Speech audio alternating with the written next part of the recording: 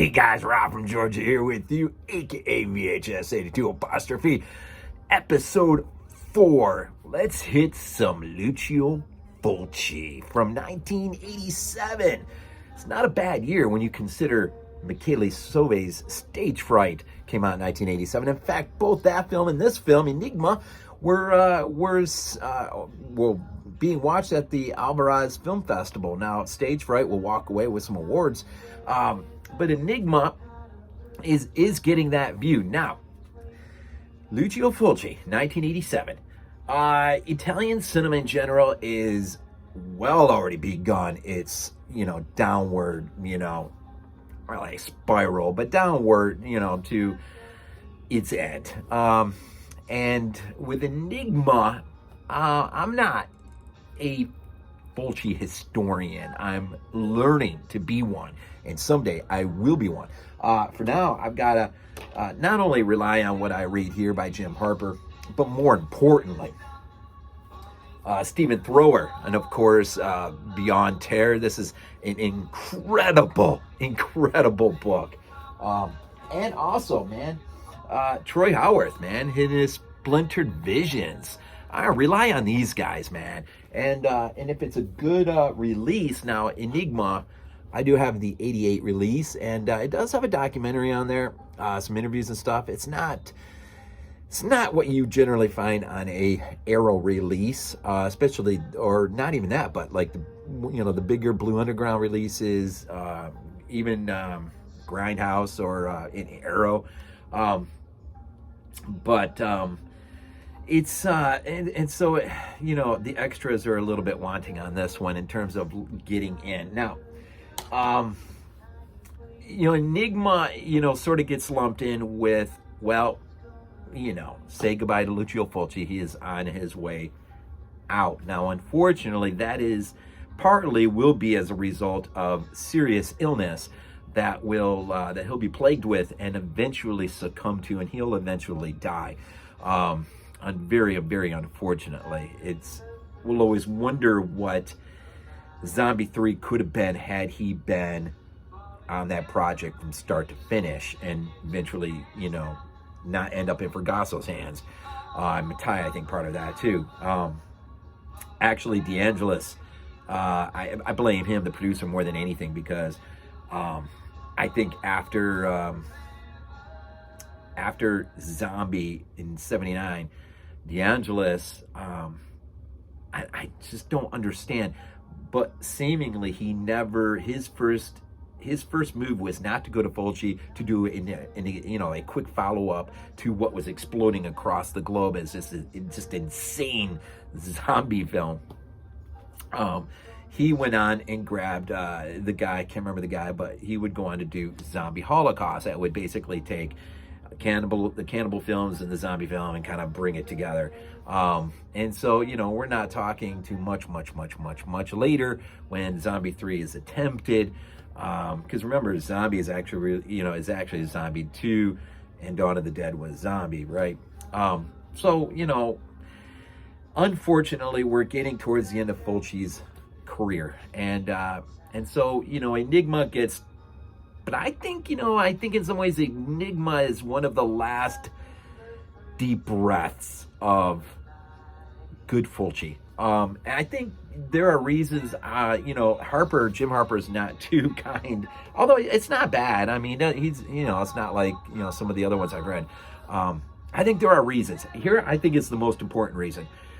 Fulci on this project, Aenigma, and I'll get into this because I know some of you maybe have never seen this, from 1987.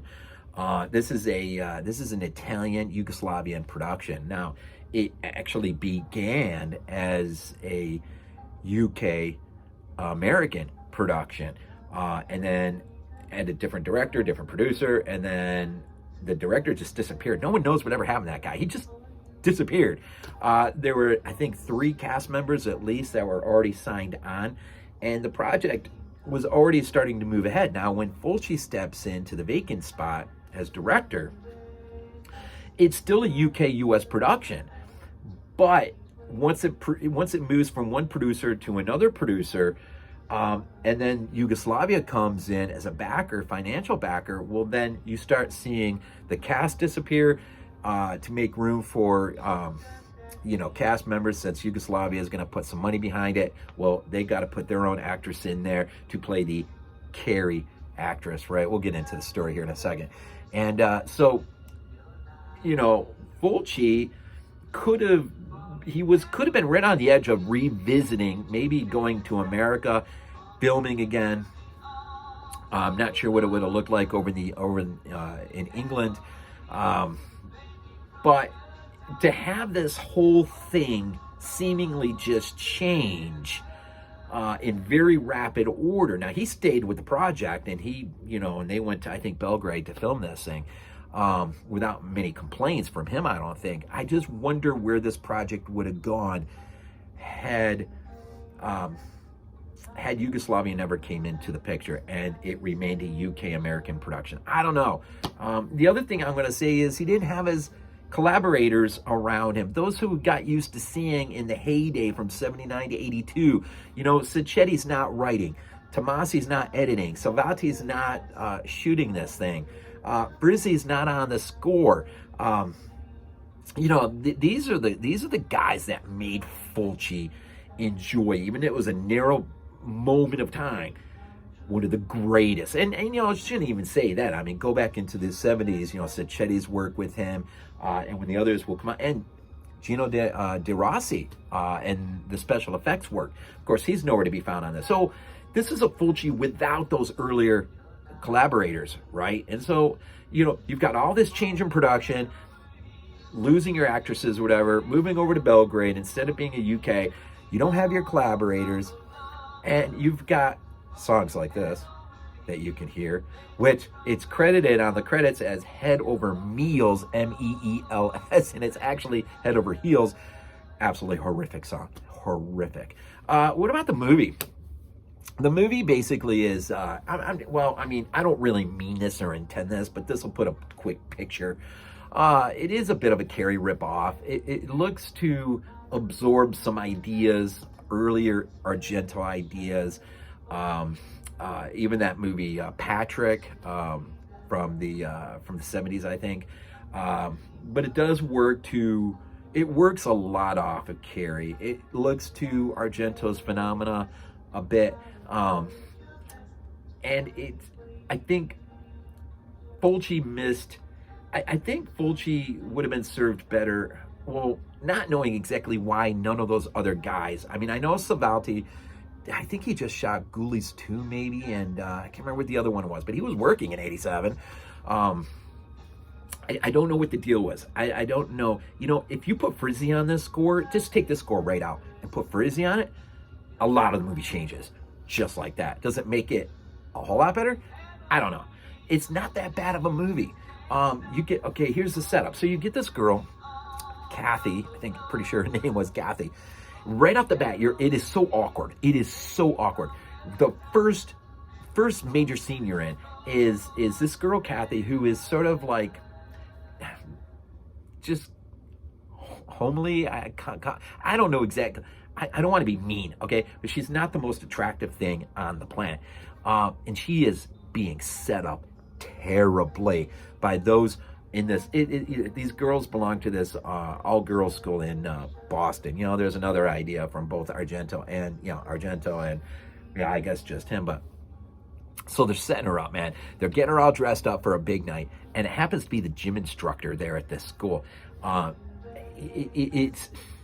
So it's a date. She's going to go out with him, and she thinks they're going to go out dancing. Instead, he takes her to a, place where they're going to park, and she thinks she's going to be getting attention from the most sought-after heartthrob there at the school, when in fact, not too long into it, before anything really happens, all the car's headlights turn on, and she realizes she's been duped big time.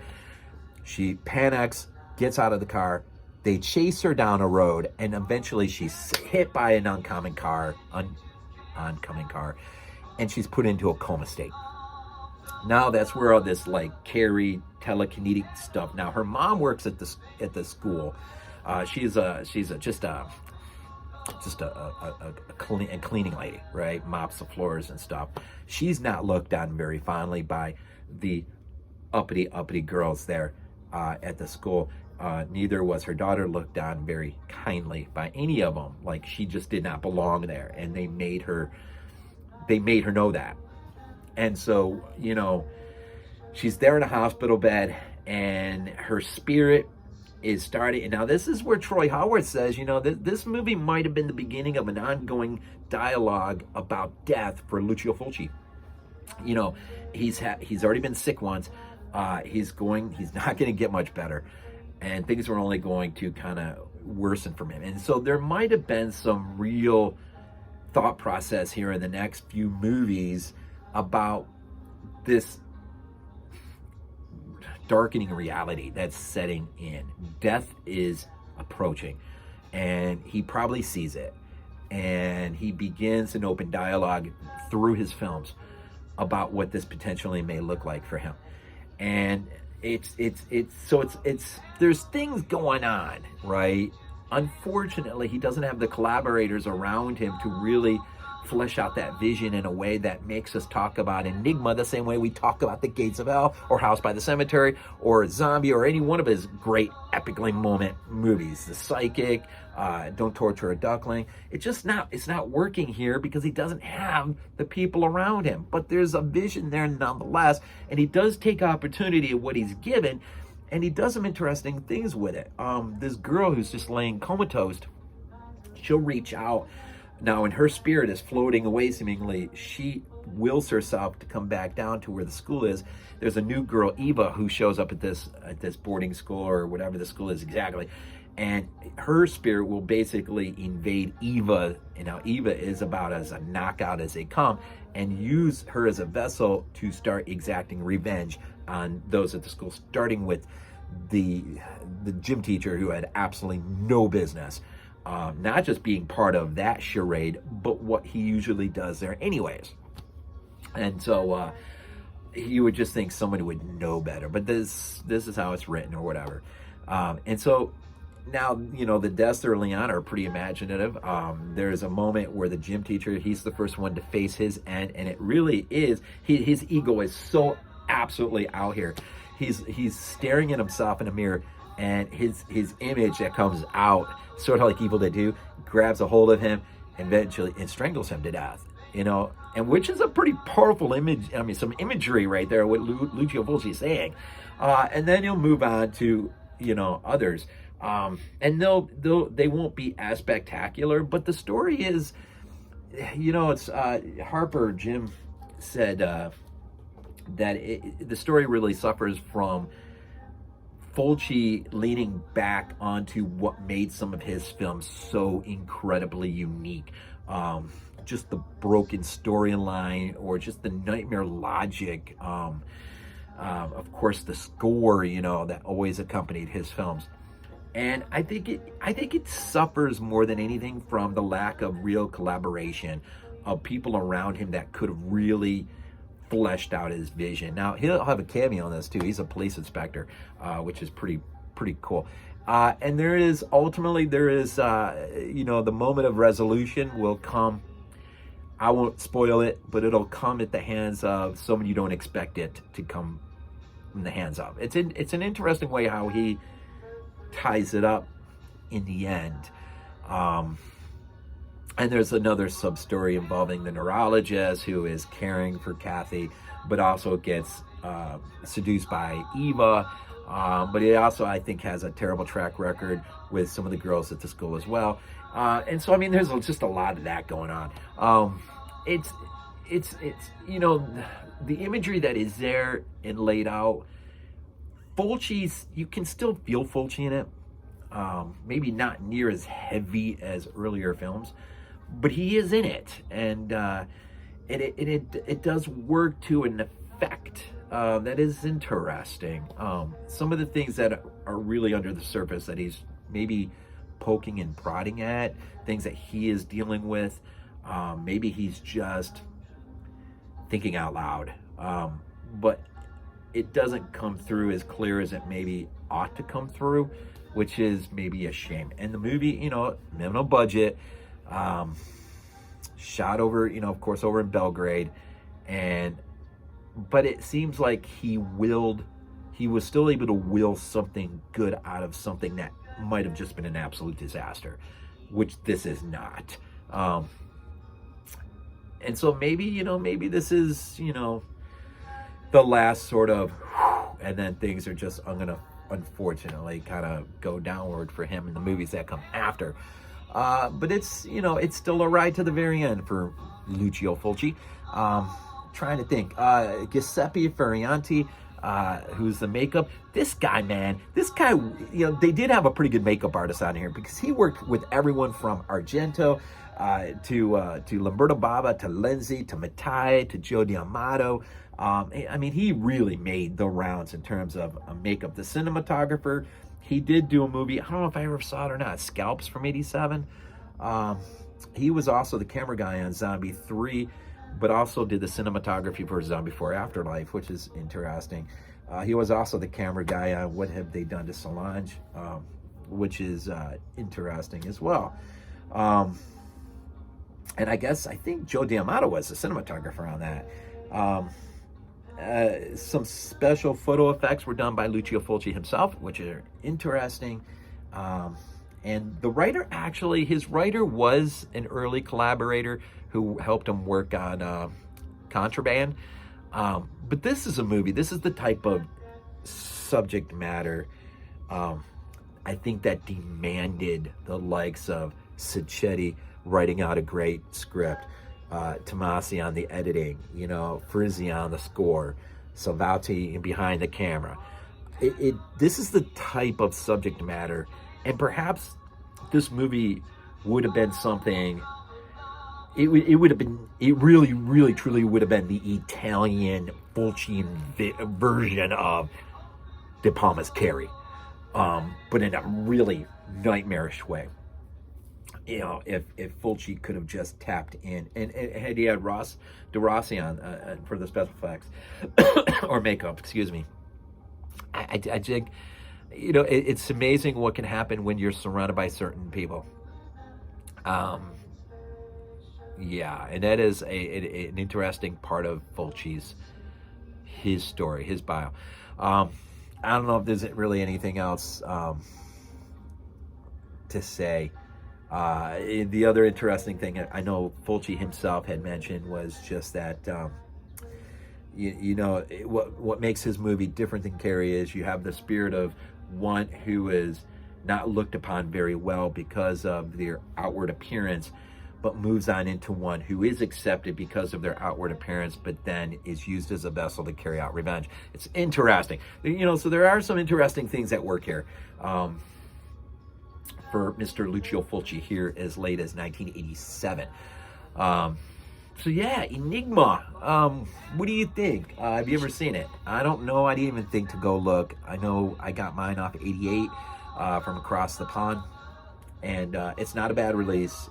There are some extras. But I'd be curious. I would be curious of what this could look like with, if it were an Arrow release or something and the extras involved, possibly. But anyways, I'm just going to go ahead and end this here then. And as episode 4, I don't know. I am tempted. I am so tempted for episode 5, Lamberto